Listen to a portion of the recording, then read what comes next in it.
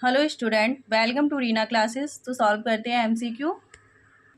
तो first question है, शिक्षार्थियों के ज्ञान अर्जन में सहायता करने के क्रम में अध्यापकों को किस प्रकार ध्यान केंद्रित करना चाहिए। ऑप्शन ए, शिक्षार्थियों के द्वारा प्राप्त किए गए अंकों ग्रेडों पर। बी ऑप्शन, शिक्षार्थी को सक्रिय सहभागिता के लिए शामिल करना। सी ऑप्शन, शिक्षार्थी के कारण द्वारा अधिगम की अवधारणाओं में कुशलता प्राप्त करना। या डी, सुनिश्चित करना कि शिक्षार्थी सब कुछ याद करते हैं। तो सही आंसर होगा ऑप्शन बी, शिक्षार्थियों को सक्रिय सहभागिता के लिए शामिल करना।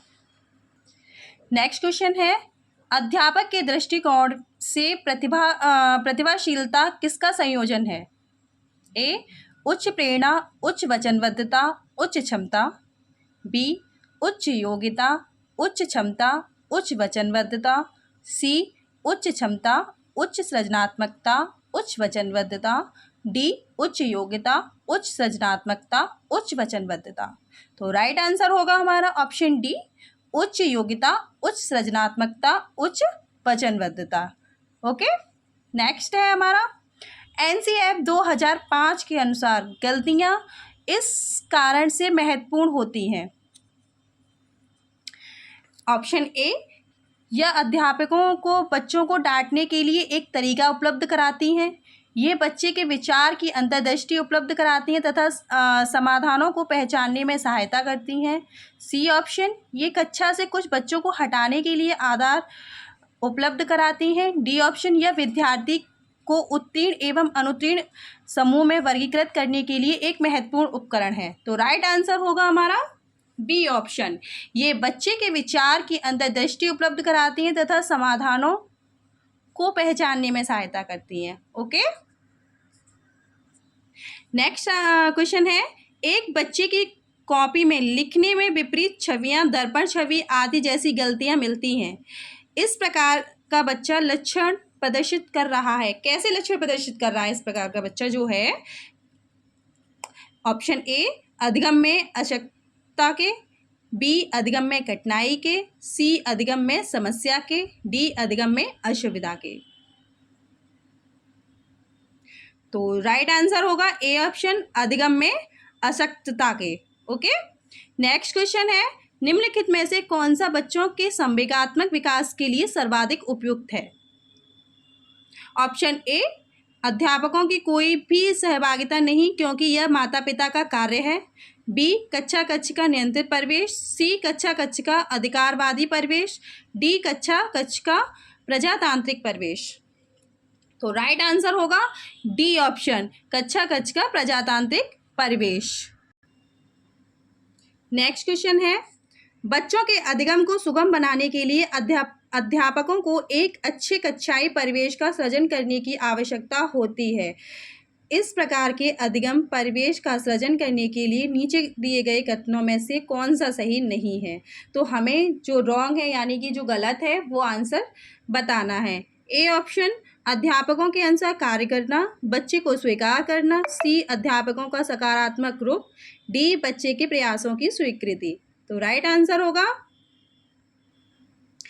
अध्यापकों के अनुसार कार्य करना। ओके, नेक्स्ट क्वेश्चन है, लड़कों एवं लड़कियों के विषय में कुछ कथन नीचे दिए गए हैं। आपके अनुसार इनमें से कौन सा सही है। ए, लड़कों को घर के कामों में सहायता करनी चाहिए। बी, सभी लड़कों को विज्ञान तथा लड़कियों को गृह कार्य पढ़ाया जाना चाहिए। सी, लड़कियों को घर के कामों में सहायता करनी चाहिए। डी, लड़कों को घर के बाहर के कामों में सहायता करनी चाहिए। तो राइट आंसर होगा लड़कों को घर के कामों में सहायता करनी चाहिए। नेक्स्ट क्वेश्चन है, एक विद्यार्थी एक प्रभावशाली अध्यापिका कौन होने के लिए यह महत्वपूर्ण है। ए ऑप्शन, समूह गतिविधि के बजाय वैयक्तिक अधिगम पर ध्यान देना। बी ऑप्शन, विद्यार्थियों के द्वारा प्रश्न पूछने के कारण उत्पन्न व्यवधान की अनदेखी करना। सी ऑप्शन, प्रत्येक बच्चे के संपर्क में रहना। डी ऑप्शन, पुस्तक से उत्तरों को लिखाने पर बल देना। सही आंसर क्या होगा। सी ऑप्शन, प्रत्येक बच्चे के संपर्क में रहना is the right answer. Okay, next question है, निम्नलिखित में से कौन सा एक उपयुक्त रचनात्मक आकलन कार्य नहीं है? ऑप्शन ए परियोजना, बी अवलोकन, सी विद्यार्थियों का योग्यता क्रम निर्धारित करना, डी खुले अंत वाले प्रश्न। तो राइट आंसर होगा विद्यार्थियों का योग्यता क्रम निर्धारित करना।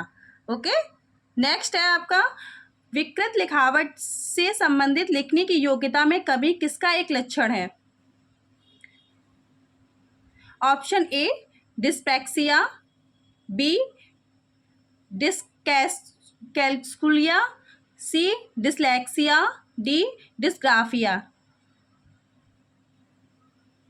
तो राइट आंसर होगा डिस्ग्राफिया।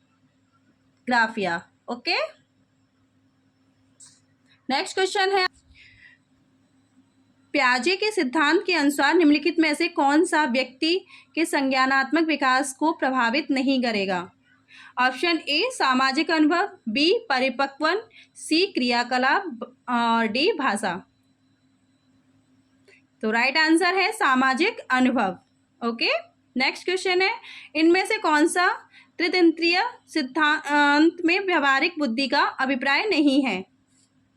ऑप्शन ए केवल अपने विषय के व्यवहारिक रूप में विचार करना, बी इस प्रकार के पर्यावरण का चयन करना जिसमें आप सफल हो सकते हैं, सी पर्यावरण के साथ अनुकूलन करना, डी पर्यावरण का पुनर्निर्माण करना।